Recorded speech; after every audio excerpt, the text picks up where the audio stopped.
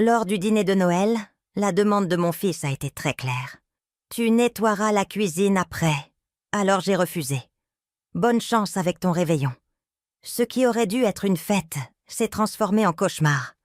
N'oubliez pas de vous abonner à la chaîne et de commenter en indiquant d'où vous nous regardez. L'invitation est arrivée un mardi. Un papier cartonné couleur crème que Catherine reconnut immédiatement. La même papeterie coûteuse que Manon avait utilisée pour ses faire-part de mariage. L'annonce des naissances. Chaque événement marquant qui exigeait une reconnaissance, mais jamais une gratitude en retour. Les doigts de Catherine caressèrent les lettres en relief alors qu'elle se tenait dans sa petite cuisine, le café du matin refroidissant sur le comptoir. Vous êtes cordialement invité à célébrer le réveillon de Noël à la résidence Leroy. Veuillez arriver à 14 heures précises. Tenue correcte exigée. Tenue correcte. Comme si Catherine ne savait pas comment s'habiller pour une réunion de sa propre famille. Comme si la femme qui avait élevé 3 enfants et organisé 27 réveillons de Noël avant que Manon ne prenne le relais avait besoin de leçons de bienséance. La cuisine parut soudain plus petite. Les murs avec leurs peintures jaunes délavées et leurs appareils électroménagers démodés semblaient se refermer sur elle. À 62 ans, Catherine s'était habituée à cette vie réduite. Le modeste appartement où elle avait emménagé après avoir vendu la maison familiale pour aider Julien à traverser son divorce. Le budget serré qui étirait sa petite retraite et son salaire de comptable à temps partiel. Les soirées tranquilles qui autrefois grouillaient du chaos familial. Mais l'invitation dans ses mains donnait à la réduction de sa situation un caractère délibéré, calculé. Elle se dirigea vers la fenêtre du salon, regardant la grisaille de décembre qui s'était installée sur Lyon comme un linceul. 3 étages plus bas, le parking abritait sa Renault Clio, vieille de 15 ans, sa peinture oxydée et son pare-choc tenu par des colliers de serrage depuis l'accrochage du mois dernier. Le devis de réparation s'élevait à 750 €, une somme qu'elle n'avait pas, ne pouvait pas se permettre, et ne demanderait pas, plus maintenant. Le téléphone sonna. La sonnerie de Manon, un carillon joyeux que Catherine avait assigné des années auparavant, quand elle croyait encore à la possibilité d'une amitié avec sa belle-fille. « Allô, Catherine ?» La voix avait ce ton particulier de patience affectée, celui que Manon utilisait pour parler aux parents âgés ou au personnel de service. « Tu as reçu l'invitation ?»« Oui. » Catherine garda une voix neutre, ne laissant rien paraître. « Merveilleux. Je voulais m'assurer que tu avais bien compris pour l'organisation. On fait les choses un peu différemment cette année, de manière plus structurée. Les enfants mangeront d'abord à 14 heures, les adultes à 15h30, et nous aurons besoin de toi pour aider au nettoyage après. Puisque tu ne viens avec personne cette année. » La cruauté désinvolte de la remarque la frappa comme une gifle. Depuis la mort de Pierre 2 ans auparavant, Catherine assistait seule aux réunions de famille. Son veuvage la désignait apparemment comme une main-d'œuvre disponible, plutôt que comme une personne méritant de la considération. Je vois. Le reflet de Catherine dans la fenêtre montrait une femme qui paraissait plus âgée que son âge. Les cheveux argentés tirés sévèrement en arrière, les épaules courbées vers l'intérieur, comme pour se protéger de coups répétés. Quand avait-elle commencé à paraître si diminuée? Oh, et Catherine, je sais que tu apportes habituellement ton gratin de cardon, mais j'ai déjà planifié le menu. Apporte peut-être juste des pains au lait du supermarché. Rien de compliqué. On ne veut pas submerger les enfants avec trop de choix. Le gratin de cardon, le plat que Catherine avait perfectionné pendant 3 décennies, celui que Julien réclamait à chaque fête, la recette qu'elle tenait de sa propre mère, maintenant reléguée à des pains, au lait de supermarché. En fait, Manon, Oh, je suis vraiment désolée, mais je dois te laisser. Le traiteur est là pour la dégustation. On se voit jeudi. La ligne se coupa, laissant Catherine tenir le téléphone comme la preuve d'un crime. Elle le reposa doucement, ses mains tremblant d'une émotion qui aurait pu être de la rage ou du chagrin. Dans le silence qui suivit, les souvenirs affluèrent sans y être invités. Julien a 8 ans, la suppliant de faire le bon gratin pour son anniversaire à la place d'un gâteau. Camille a 16 ans, ramenant ses petits amis à la maison spécifiquement pour les repas de fête de Catherine, se vantant de la cuisine de sa mère. Même Mathieu, son plus jeune, appelant de l'université pour avoir la recette exacte, parce que ses colocataires ne voulaient pas croire que sa mère faisait le meilleur gratin du monde.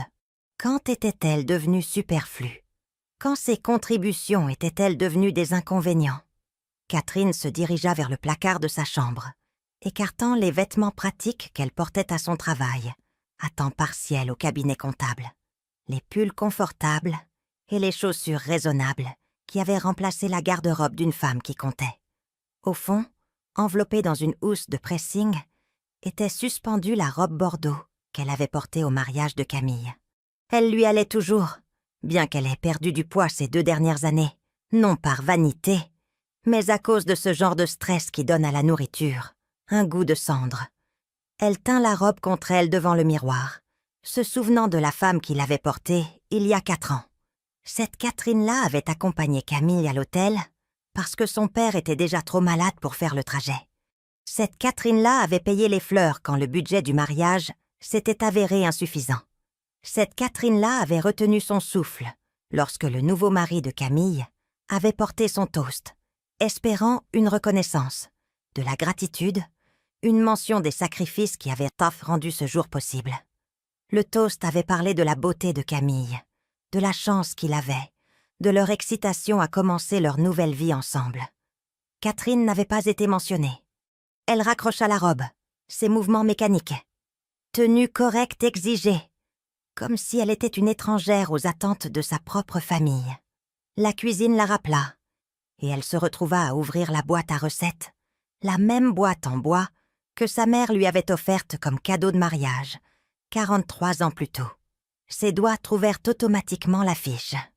Gratin de cardon de Catherine, écrit de sa propre écriture soignée de jeunesse. Les bords étaient usés par le temps. De petites taches marquaient des décennies de préparatifs de fête. Elle pourrait le faire quand même. Se présenter avec le plat qui avait été la pièce maîtresse de leur table familiale depuis aussi longtemps que n'importe lequel d'entre eux pouvait s'en souvenir. Forcer Manon à trouver une place sur son menu perfectly planifié. Obliger Julien à choisir entre le contrôle de sa femme et la tradition de sa mère. Mais même en y pensant, Catherine savait qu'elle ne le ferait pas. L'idée du sourire crispé de Manon, d'être ridiculisée pour avoir apporté un plat non désiré, de ses petits-enfants observant la désapprobation de leur mère, c'était trop. Elle avait été suffisamment diminuée. Au lieu de cela, elle se retrouva à la table de la cuisine avec un bloc-notes, écrivant une liste de courses. Pains au lait, le genre bon marché du rayon des invendus. Fleurs pour l'hôtesse, rien de trop cher.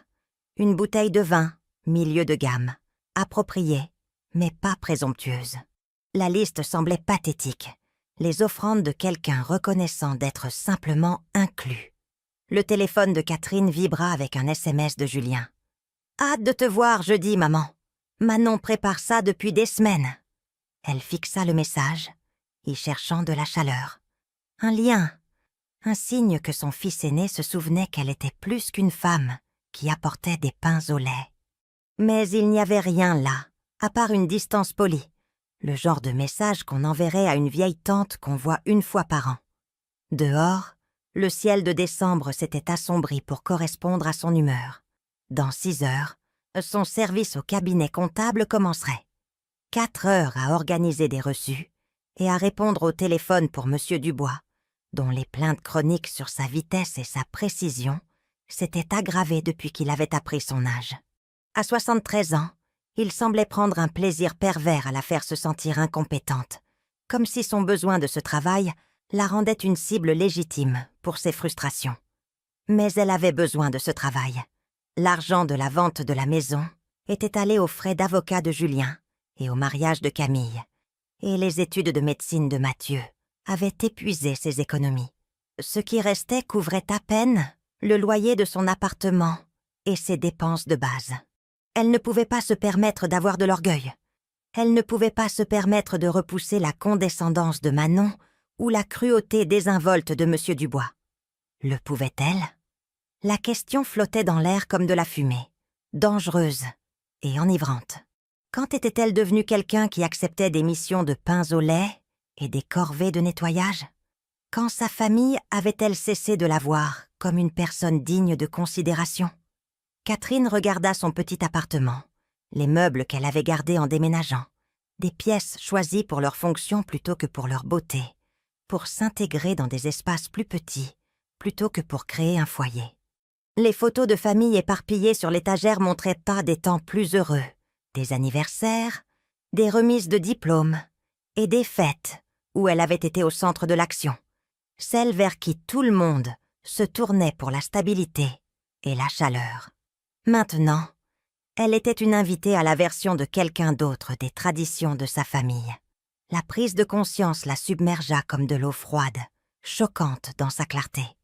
Elle avait permis que cela se produise, à travers des années, à dire oui quand elle pensait non, à accepter moins que ce qu'elle méritait, à prioriser le confort de tous les autres au détriment de sa propre dignité. Elle leur avait appris qu'elle était dispensable, et ils avaient sans bien appris la leçon. Catherine plia soigneusement l'invitation et la plaça sur son réfrigérateur, maintenu par un aimant en forme de la basilique de Fourvière. 2 jours avant Noël. 2 jours pour décider si elle continuerait à accepter le rôle qu'il lui avait assigné, ou s'il était temps d'écrire un scénario entièrement différent. L'appartement semblait différent, soudainement chargé de possibilités et de dangers à parts égales. Pour la première fois depuis des mois, Catherine ressentit autre chose que de la résignation. Le cabinet comptable sentait le café brûlé et la moquette industrielle, une combinaison qui n'était autrefois que désagréable, mais qui ressemblait maintenant à l'odeur de sa situation diminuée.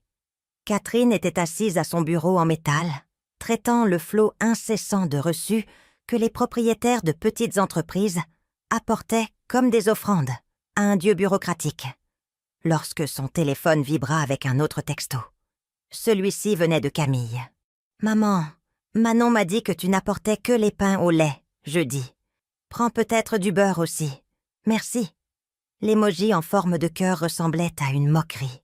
Catherine fixa le message jusqu'à ce que sa vision se brouille, puis posa le téléphone face contre le bureau. Même sa plus jeune fille avait absorbé le mépris désinvolte de Manon pour ses capacités. Quand Camille avait-elle cessé de la voir comme la femme qui lui avait appris la propreté, à conduire, qui lui avait tenu les cheveux lors de chagrins d'adolescence? Quand était-elle devenue juste « maman » dans un texto, reléguée aux courses de supermarché? « Bernard !» La voix de M. Dubois claqua dans le bureau comme un fouet. « Qu'est-ce qui prend autant de temps avec le dossier Henderson? Ma grand-mère irait plus vite, et elle est morte depuis 20 ans. » Les mains de Catherine s'immobilisèrent mal sur le clavier. 6 mois plus tôt, elle se serait excusée, aurait trouvé une excuse sur la complexité des reçus ou la lenteur de son ordinateur.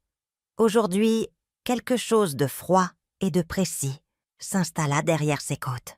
« Je m'assure de l'exactitude, Monsieur Dubois. Je supposais que vous préfériez cela à la vitesse, étant donné la fréquence à laquelle vous mentionnez vos standards. » Le silence qui suivit s'étira, mince et dangereux. Le visage de Dubois vira au rouge au-dessus de sa cravate bon marché, et Catherine put le voir se recalibrer, essayant de déterminer si elle venait de le défier ou simplement dénoncer un fait. « Eh bien, » balbutia-t-il finalement, « finissez-le, c'est tout. » Catherine retourna à son travail, mais quelque chose avait changé. Les mots étaient rentrés sortis de sa bouche sans permission, froids et professionnel, et complètement différent de la femme déférente qu'elle s'était entraînée à être. C'était dangereux et exaltant, comme faire un pas vers le bord d'une falaise. Pendant sa pause déjeuner, elle se rendit au supermarché, où elle était censée acheter les pains au lait. Le rayon du pain s'étendait devant elle, des rangées de médiocrité produites en série dans des sacs en plastique. Elle prit un paquet de pain au lait générique, leur mollesse cédant sous ses doigts, comme une déception comestible. À la caisse, l'adolescent qui scannait ses articles regarda la collection pathétique. Pain, beurre, une bouteille de vin à 7 €, avec l'indifférence blasée de quelqu'un qui ne pouvait pas imaginer avoir 62 ans et être reconnaissant pour une invitation à la fête de sa propre famille. « Ça fera 14,89 €, dit-il, sans même la regarder. Catherine lui tendit l'argent, des billets impeccables de son budget soigneusement géré, et sentit quelque chose se fissurer dans sa poitrine. 14,85 €. C'était ce qu'elle valait pour sa famille. Moins que le prix d'un billet de cinéma, une fraction de ce que Manon dépensait probablement pour des apéritifs dont personne ne se souviendrait. Elle resta assise dans sa voiture sur le parking, le moteur tournant mais n'allant nulle part, fixant le sac de pain au lait sur le siège passager. À travers le pare-brise, elle regardait d'autres clients charger leur voiture de dinde, de légumes, de bûches et de vin. L'abondance des gens qui comptaient suffisamment pour être nourris correctement. Son téléphone sonna. Julien, cette fois. « Salut, maman !» Sa voix portait cette nuance particulière d'épuisement d'un homme essayant de gérer trop de demandes concurrentes. « Écoute, je voulais te prévenir pour jeudi. Les parents de Manon viennent, ainsi que sa sœur avec le nouveau bébé. Donc il y aura beaucoup de monde. Tu devrais peut-être prévoir de partir juste après le dessert. La circulation devient folle le soir de Noël. » La chorégraphie minutieuse de son renvoi était stupéfiante d'efficacité. Arriver à 14 heures, aider à servir, nettoyer, partir après le dessert. Utilité maximale, inconvénient minimal. « Je vois, » dit Catherine, regardant une femme de son âge charger un chariot plein de sacs de courses dans un monospace, se rendant probablement chez elle pour se préparer à sa propre réunion de famille, où elle serait la star, pas laide. « Et maman, gare-toi peut-être dans la rue plutôt que dans l'allée. Avec toutes les voitures supplémentaires, ce sera plus simple pour tout le monde. » Se garer dans la rue comme une étrangère, comme quelqu'un dont le confort ne méritait pas d'être pris en compte. « Julien, » dit-elle, sa voix plus stable qu'elle ne le sentait. « Te souviens-tu du premier Noël après que ton père et moi nous soyons mariés ?» La question sembla le prendre au dépourvu. « Quoi ? Je veux dire, je n'étais pas encore née, alors… » Nous avions 50 € en tout. 50 € pour les courses, le loyer, tout. Mais j'ai quand même acheté un chapon de 3 kilos, et les parents de ton père sont venus, ainsi que sa grand-mère qui pouvait à peine marcher. J'ai tout fait maison parce que nous ne pouvions rien nous permettre d'autre. La farce avec du pain rassis, la purée de marron, la bûche que j'ai faite moi-même. Elle pouvait l'entendre respirer à l'autre bout du fil, se demandant probablement où elle voulait en venir. Pourquoi sa mère racontait des histoires, alors qu'il avait appelé pour des questions de logistique.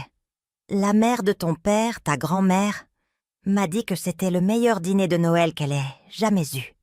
Non pas parce que la nourriture était parfaite, mais parce que j'avais mis tout ce que j'avais pour qu'ils se sentent les bienvenus. Pour que ça compte. Maman, c'est vraiment gentil, mais j'ai beaucoup pensé à ça ces derniers temps, continua Catherine, sa voix coupant sa tentative de détourner la conversation. À la différence entre être la bienvenue et être utile.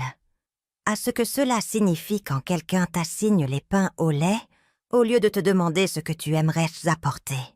Le silence s'étira entre eux, lourd de 37 ans d'attente non dite et de ressentiments accumulés. Manon a travaillé très dur pour planifier ce dîner, maman. Elle essaie de rendre tout parfait pour la famille. La famille. Comme si Catherine n'en faisait pas partie. Comme si elle était un ajout, une obligation à gérer plutôt qu'une personne à célébrer. « J'en suis sûre, » dit Catherine. « Dis-moi, Julien, quand est-ce que tu m'as demandé pour la dernière fois comment j'allais ? Vraiment demandé, pas juste la question polie que tu poses quand tu appelles pour des questions de logistique ou des faveurs. » Un autre silence, plus long cette fois. « Mais on se parle tout le temps, maman. » Nous échangeons des informations. Tu me parles du stress au travail, des activités des enfants et des projets de Manon. J'écoute et je fais des bruits appropriés. Mais quand as-tu demandé pour la dernière fois des nouvelles de ma vie, si je suis heureuse ou seule, ou si je lutte avec quelque chose de plus complexe que la circulation un soir de Noël ?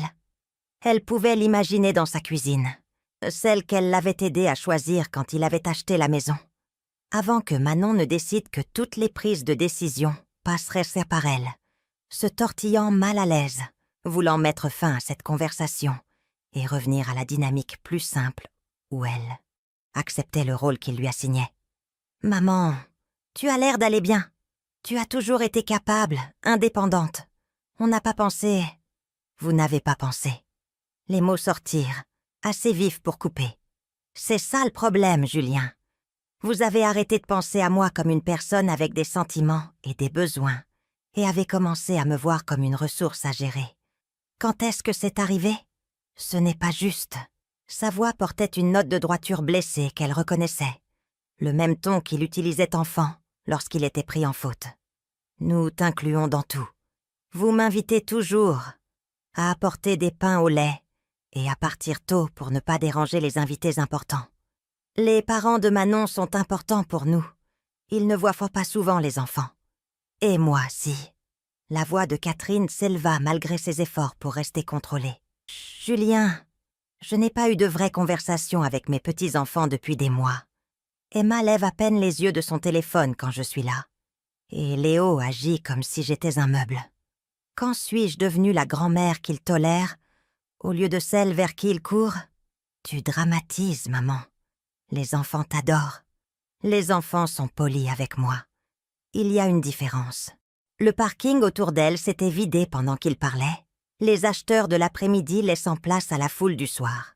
Dans quelques heures, elle rentrerait dans son petit appartement et réchaufferait un plat surgelé, pendant que d'autres femmes de son âge mettraient la touche finale aux préparatifs du festin, leur cuisine pleine du chaos chaleureux, de l'anticipation familiale. « Écoute, » dit Julien, sa patience s'épuisant clairement. « Je ne sais pas ce qui a provoqué ça, mais jeudi n'est pas le moment pour un drame familial. Peut-on juste passer des fêtes normales et agréables? Normales. Comme si la diminution soigneuse de son rôle, l'érosion systématique de son importance était normale. Comme si accepter les restes de l'affection de sa propre famille était quelque chose qu'elle devait faire tranquillement et avec gratitude. « Tu as raison, » dit finalement Catherine. « Jeudi n'est pas le moment pour un drame. » Elle pouvait entendre son soulagement à travers le téléphone. « Bien, super.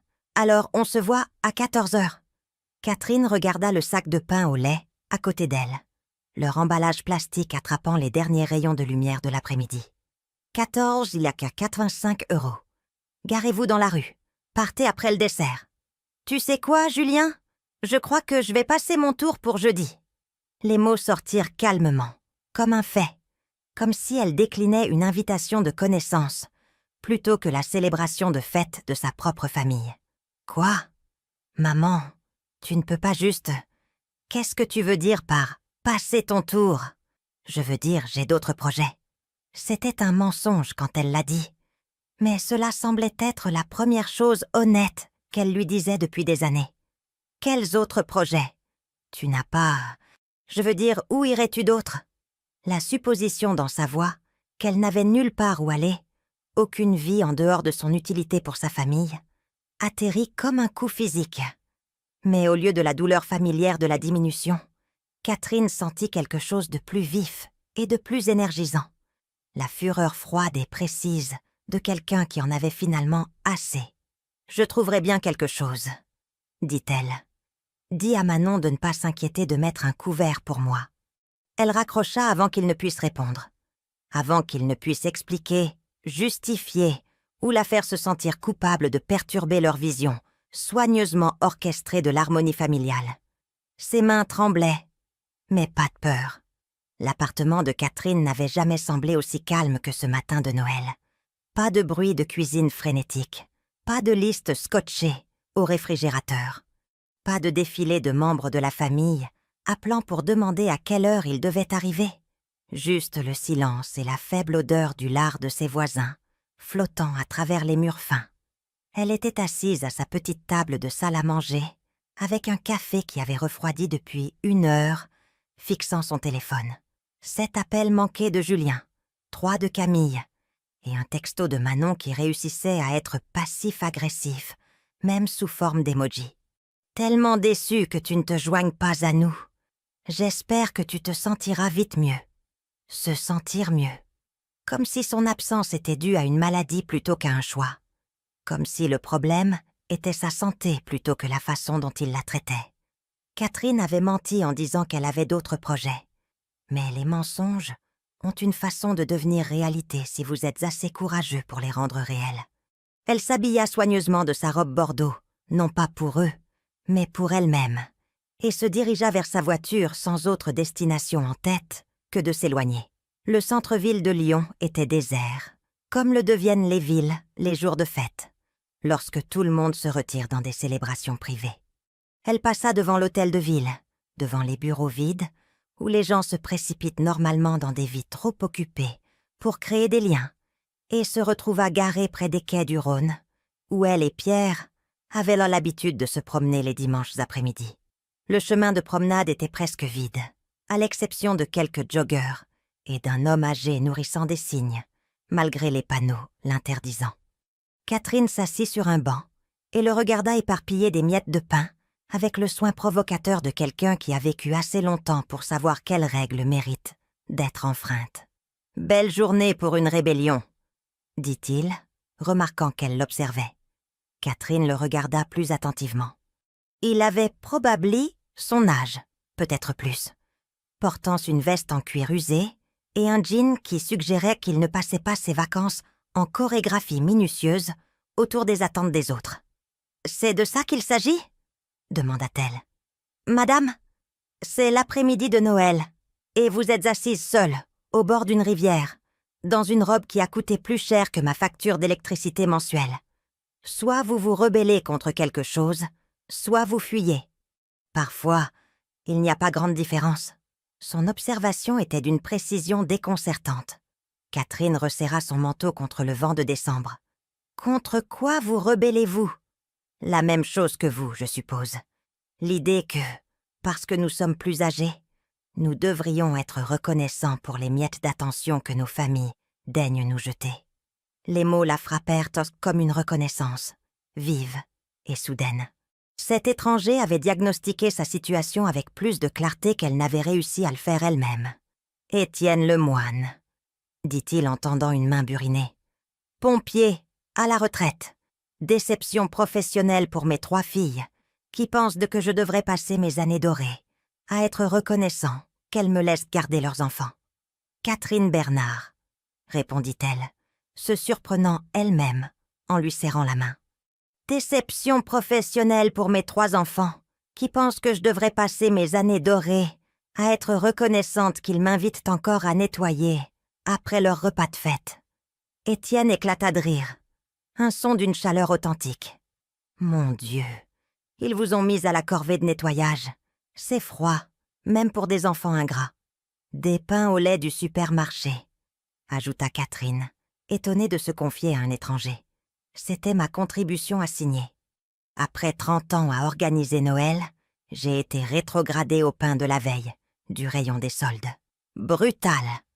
Étienne jeta une autre poignée de miettes aux cygnes, qui les attaquèrent avec plus d'enthousiasme que Catherine n'en avait ressenti pour quoi que ce soit depuis des mois. « Qu'est-ce qui vous a finalement fait dire non ?» La question supposait qu'elle avait dit non, ce qu'elle avait fait, je suppose, même si c'était par son absence plutôt que par la confrontation. Mon fils a appelé pour me dire de me garer dans la rue pour ne pas déranger les invités importants. La famille de sa femme méritait apparemment les privilèges de l'allée pendant que j'avais droit au trottoir. Étienne secoua la tête. Les assignations de parking, le signe ultime que vous avez été rétrogradé de la famille au personnel. Ils restèrent assis dans un silence confortable pendant un moment, regardant les cygnes naviguer dans l'eau peu profonde, avec plus de grâce que Catherine n'en ressentait en naviguant dans ses relations familiales. Le soleil de décembre était faible, mais présent, et pour la première fois depuis des mois, elle ressentit quelque chose approchant la paix. « Alors, quel est votre plan ?» demanda finalement Étienne.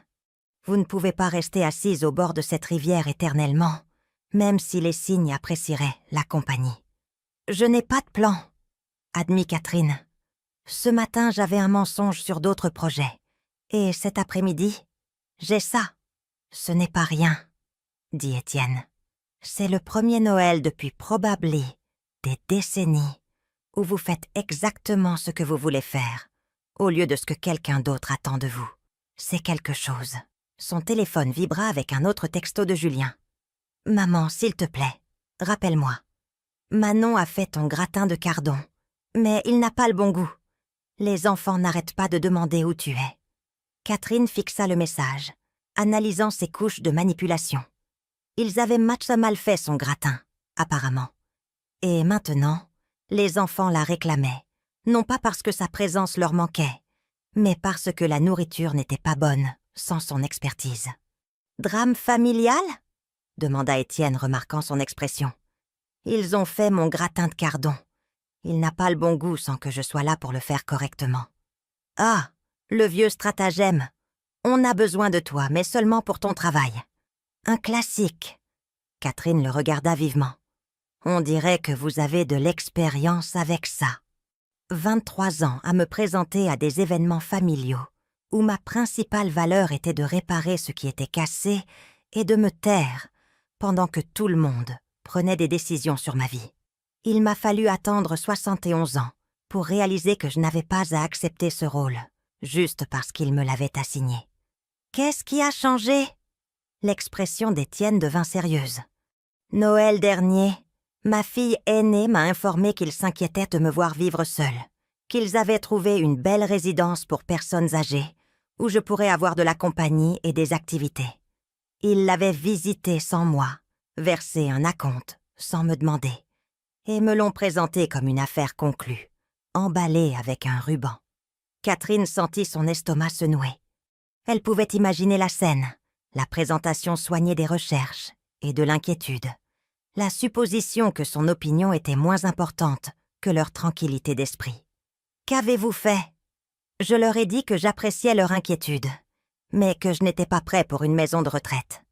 Ils se sont fâchés. On dit que j'étais têtue et égoïste, que je n'appréciais pas à quel point ils s'inquiétaient soit pour moi. M'ont fait sentir coupable de vouloir rester dans ma propre maison.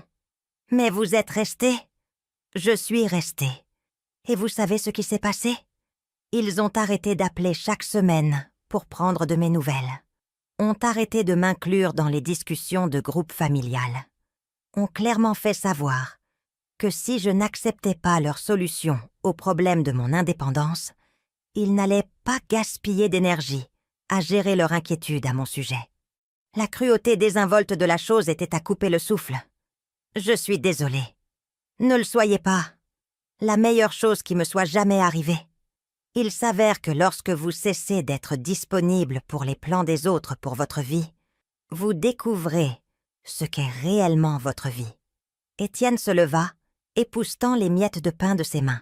« Venez, laissez-moi vous offrir le dîner de Noël. »« Je ne pourrai pas. »« Madame, il est 16 heures le jour de Noël, et nous sommes tous les deux assis au bord d'une rivière, au lieu de prétendre être reconnaissants pour les miettes émotionnelles que nos familles veulent bien nous jeter.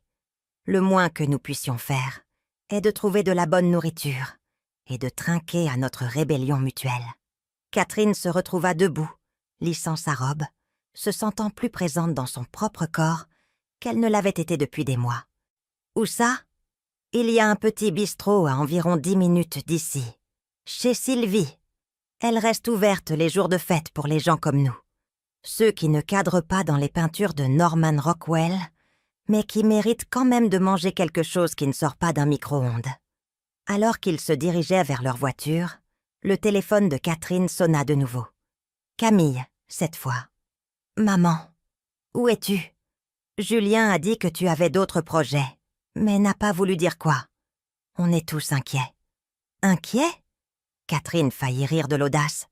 Ils étaient inquiets parce que son absence avait créé un inconvénient, parce que son gratin avait un goût étrange et qu'il n'y avait personne pour s'occuper du nettoyage. Ils étaient inquiets comme on s'inquiète pour un appareil manquant, pas pour une personne disparue. « Je dîne avec un ami ?» dit Catherine, regardant Étienne qui hocha la tête en signe d'approbation. « Quel ami ? Tu n'as jamais parlé d'amis ?» La supposition que la vie sociale de Catherine devait être un livre ouvert, soumis à la surveillance et à l'approbation de la famille, l'agaça. « Un nouvel ami. Maman, ce n'est vraiment pas ton genre. Fais attention, d'accord ? Et appelle-moi plus tard pour que je sache que tu es en sécurité. » Catherine mit fin à l'appel sans rien promettre.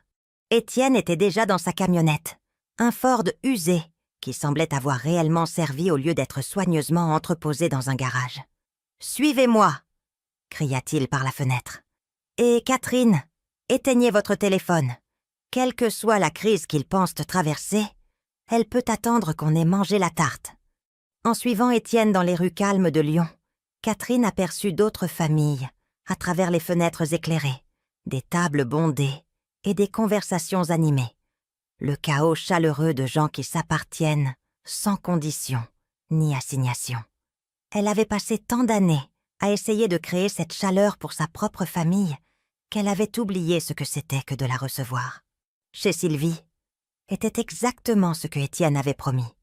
Un petit restaurant avec des banquettes en vinyle, craquelées, et une enseigne au néon qui clignotait par intermittence. À travers les fenêtres, elle pouvait voir d'autres dîneurs solitaires et de petits groupes, des gens qui avaient choisi de passer leurs vacances ailleurs que dans la célébration prescrite de l'obligation familiale. Catherine se gara à côté de la camionnette d'Étienne et éteignit son téléphone, coupant le lien électronique qu'il avait maintenu disponible pour les urgences et les attentes des autres. Le silence semblait révolutionnaire. Chez Sylvie, servait le dîner de Noël avec l'efficacité tranquille de gens qui comprenaient que les fêtes n'étaient pas toujours des célébrations. Catherine était assise en face d'Étienne dans une banquette, qui avait probablement été témoin de décennies de réfugiés similaires, picorant une dinde qui était meilleure que tout ce qu'elle aurait pu préparer dans sa petite cuisine d'appartement. « Alors » dit Étienne, coupant dans sa purée avec les mouvements délibérés de quelqu'un qui avait appris à savourer les plaisirs simples. « Quel est le plan pour quand vous rentrerez ce soir ? Parce qu'ils vont vous tomber dessus. » Catherine avait évité cette question précise. Mais la franchise d'Étienne exigeait l'honnêteté. « Je ne sais pas. Je n'ai jamais... Je veux dire, je ne me suis jamais simplement pas présentée avant. La première fois est toujours la plus difficile, comme sauter d'un plongeoir, terrifiant jusqu'à ce que vous réalisiez que l'eau ne vous tue pas. Et si elle me tue ? Et s'ils décident que je suis trop compliquée et qu'ils arrêtent tout simplement ? Étienne posa sa fourchette et la regarda avec le genre d'attention soutenue qu'elle n'avait pas reçu de sa propre famille depuis des années. « Catherine, laissez-moi vous demander quelque chose. Quand est-ce que l'un de vos enfants a appelé pour la dernière fois, juste pour entendre votre voix ? Pas parce qu'ils avaient besoin de quelque chose, pas parce qu'il y avait une fête, un anniversaire ou de la logistique à coordonner. Juste parce que parler à leur mère leur manquait. » La question flottait dans l'air comme de la fumée. Catherine essaya de se souvenir, remontant des mois de conversation qui avaient toutes suivi le même schéma. De brefs échanges sur les horaires, la météo, les activités des enfants, une communication efficace conçue pour maintenir le lien, sans exiger une véritable intimité. « Je ne m'en souviens pas, » admit-elle finalement. « Exactement. Alors, qu'est-ce que vous avez peur de perdre, au juste ? Parce que, de mon point de vue, il semble que vous ayez déjà perdu la relation que vous essayez si désespérément de protéger. » L'observation atterrit avec une précision chirurgicale. Catherine s'était accrochée aux miettes de lien familial, les invitations aux fêtes, les appels téléphoniques prétextes, la présence tolérée, comme si c'était la preuve d'un amour plutôt que d'une habitude. Mais l'amour n'était pas censé ressembler à de la gratitude pour une considération de base. « Ma belle-fille m'a dit un jour que j'avais de la chance, qu'il m'inclut dans tant de choses, » dit Catherine, le souvenir refaisant surface avec une clarté inattendue. Elle a dit que certaines familles placent simplement leurs parents âgés dans des maisons et les oublient, comme si je devais être reconnaissante pour des missions de pain au lait. Mon Dieu ! Étienne secoua la tête. La barre pour un traitement décent baisse chaque année, n'est-ce pas ? Bientôt, ils s'attendront à ce que vous les remerciez de se souvenir de votre nom. Le téléphone de Catherine, bien qu'éteint, semblait pulser d'un poids fantôme dans son sac à main. Elle pouvait imaginer les conversations qui se déroulaient chez Julien en ce moment. Les murmures inquiets sur son comportement étrange, les spéculations sur son état mental, le positionnement soigneux de leur inquiétude comme preuve de leur dévotion plutôt que comme reconnaissance de leur négligence. Étienne, dit-elle soudainement, comment avez-vous fait? Comment avez-vous réellement cessé d'accepter leur version de votre vie?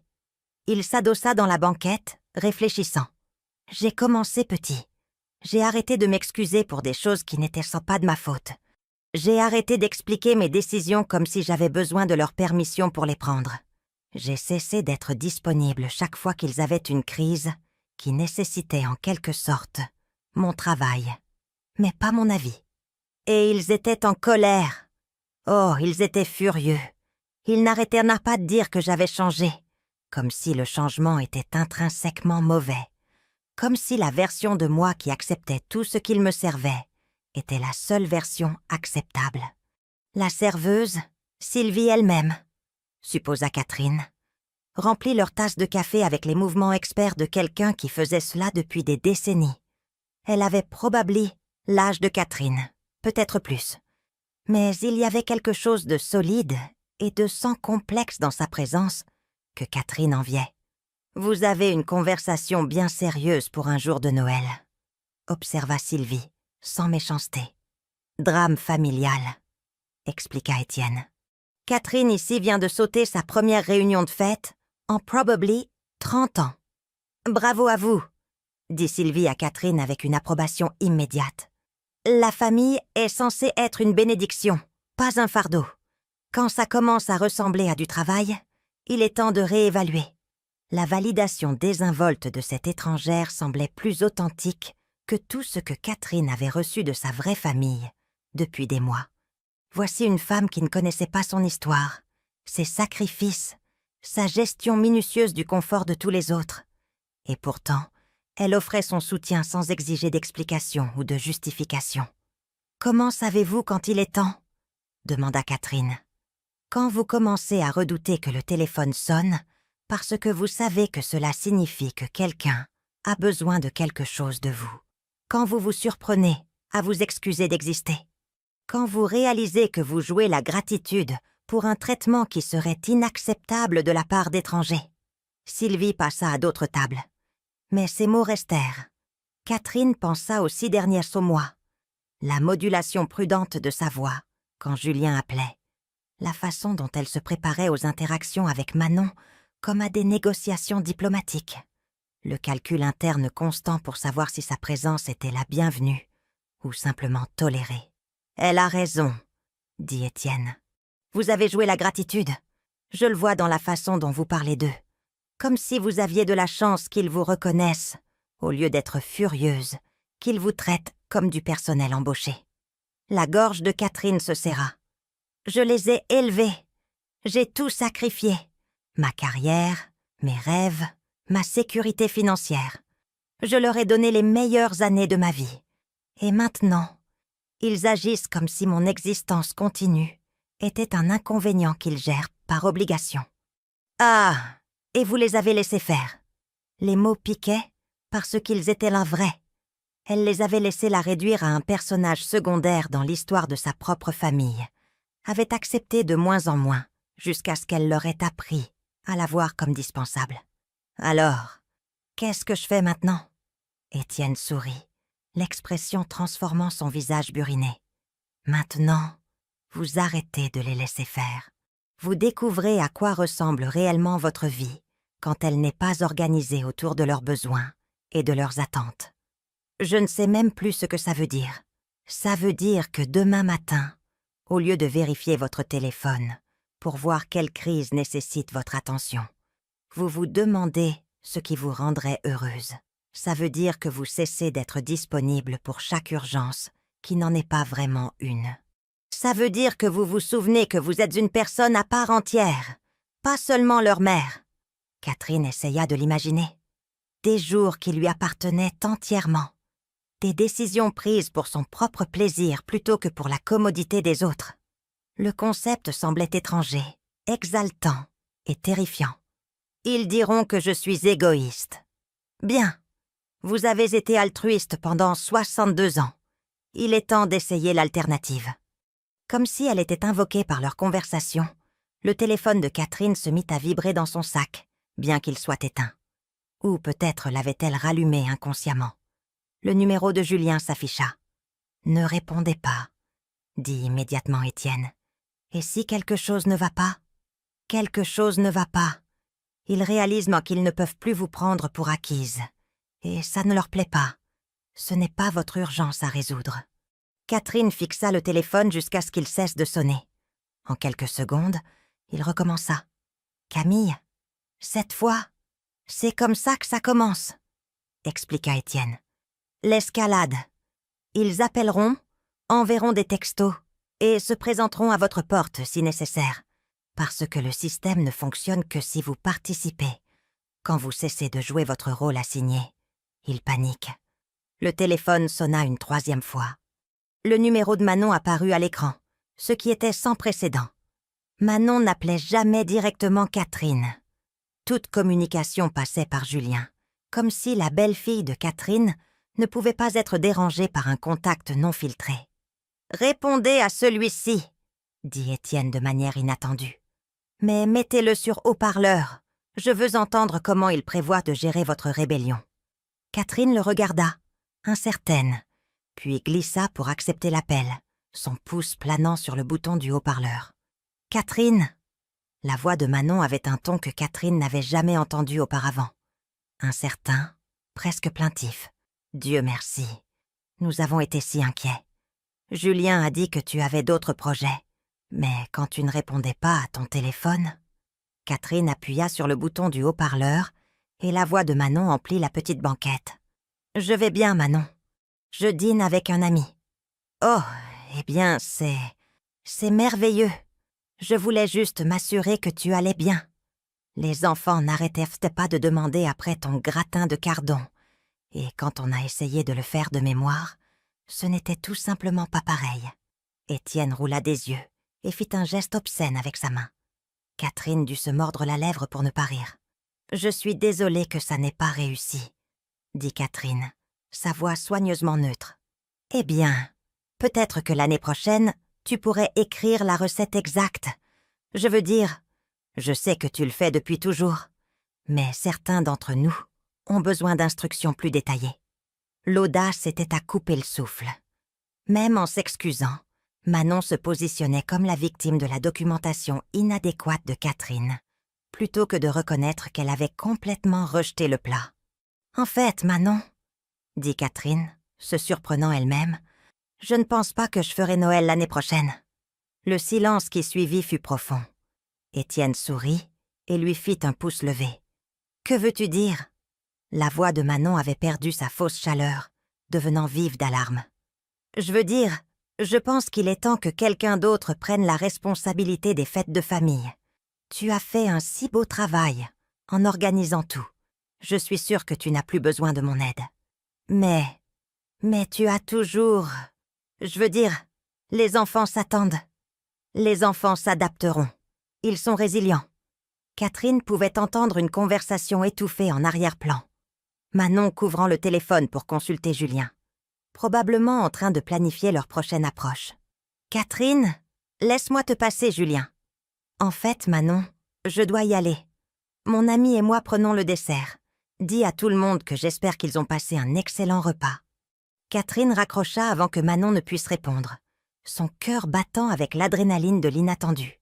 Jamais, depuis toutes les années où Julien était marié à Manon, elle n'avait raccroché au nez de sa belle-fille. Étienne rayonnait. « Ça !» dit-il.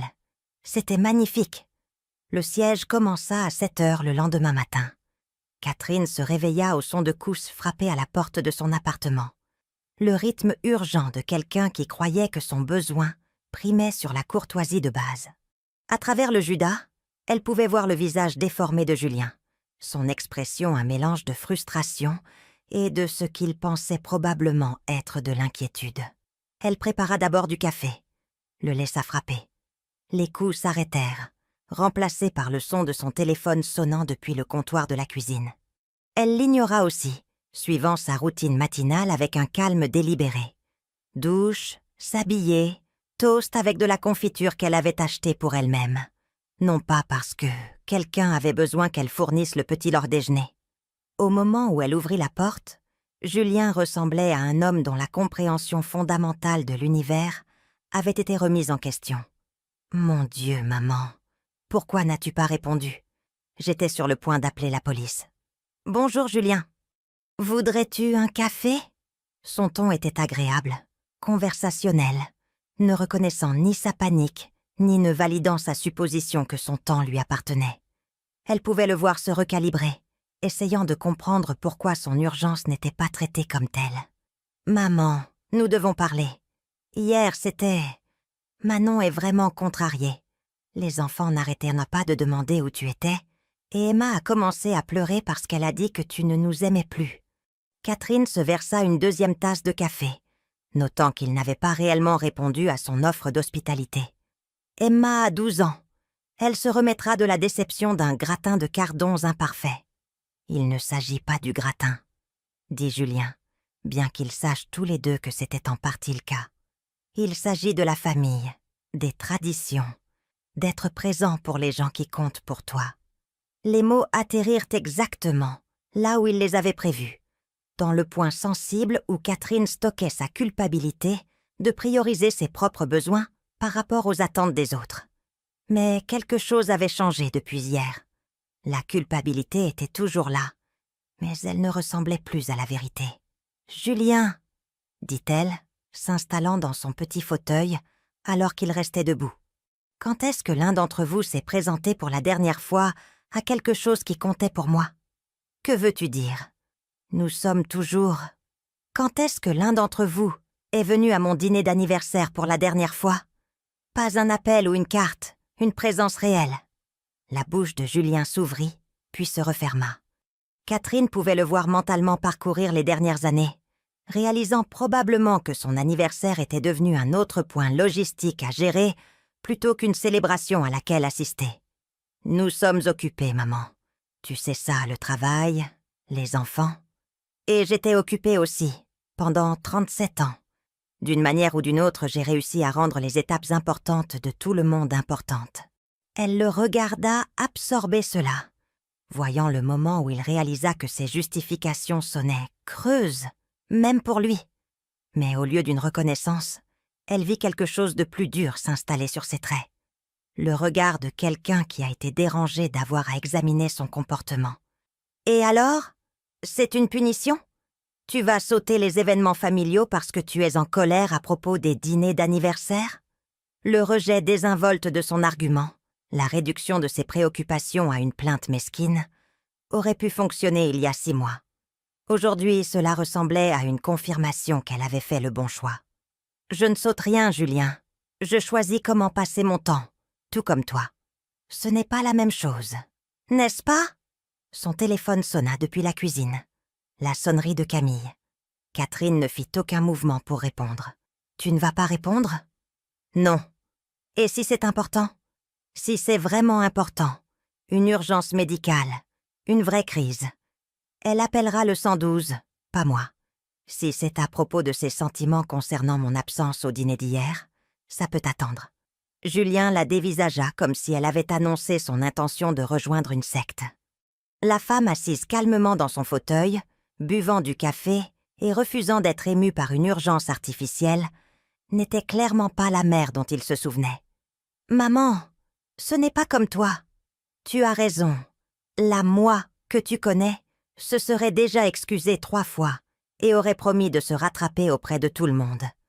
Cette version de moi a passé 62 ans à gérer les émotions des autres, au détriment des siennes. J'essaie quelque chose de différent. Tu es égoïste. » Le voilà. Le mot qu'Étienne avait prédit qu'ils utiliseraient. Déployé comme une arme conçue pour déclencher son réflexe de conformité. Catherine sentit le flottement familier de la panique, la réponse entraînée aux accusations d'altruisme inadéquat. Mais en dessous, il y avait quelque chose de plus nouveau et de plus stable. La reconnaissance que prendre soin de soi n'était pas réellement une défaillance morale. « Oui, » dit-elle simplement. « Je le suis. » Le visage de Julien passa par plusieurs expressions. Surprise, irritation, quelque chose qui aurait pu être du respect, avant de se figer à nouveau dans une confusion frustrée. « Je ne comprends pas ce qui t'a pris. Rien ne m'a pris. Peut-être que quelque chose est sorti de moi. La partie qui croyait que ma valeur était déterminée par la quantité d'inconvénients que j'étais prête à accepter. Son téléphone sonna de nouveau. Cette fois, c'était Mathieu, son plus jeune, qui appelait de la faculté de médecine. Catherine ressentit une lueur de véritable inquiétude. Mathieu appelait rarement pendant ses stages cliniques, sauf si quelque chose n'allait vraiment pas. « Je devrais prendre celui-ci », dit-elle en attrapant le téléphone. « Maman ». La voix de Mathieu portait l'épuisement et quelque chose qui ressemblait à des larmes. « Camille m'a parlé d'hier. Est-ce que tu vas bien? Elle a dit que tu avais juste disparu. Que personne ne savait où tu étais allé. » L'inquiétude sincère dans sa voix était si différente de la panique accusatrice de Julien que Catherine sentit sa poitrine se serrer. C'est à cela que ressemblait une préoccupation authentique, axée sur son bien-être plutôt que sur l'inconvénient de ses choix. « Je vais bien, mon chéri. J'ai dîné avec un ami. »« Quel ami? Je ne savais pas que tu avais... Je veux dire, tu n'en as jamais parlé. » La supposition qu'elle n'avait pas de vie sociale indépendante piquait, mais elle pouvait entendre que Mathieu le traitait comme une inquiétude plutôt que comme un contrôle. « Un nouvel ami. Quelqu'un que j'ai rencontré hier, le jour de Noël. »« Maman, ça semble...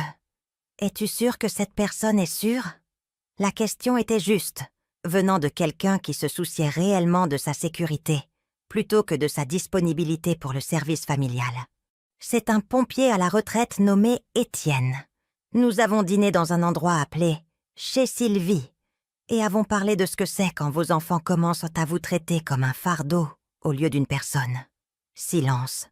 She could hear Mathieu breathing, probably sitting in some hospital break room, trying to process this information between the grinding demands of his residency. « Est-ce qu'on fait ça? » demanda-t-il finalement.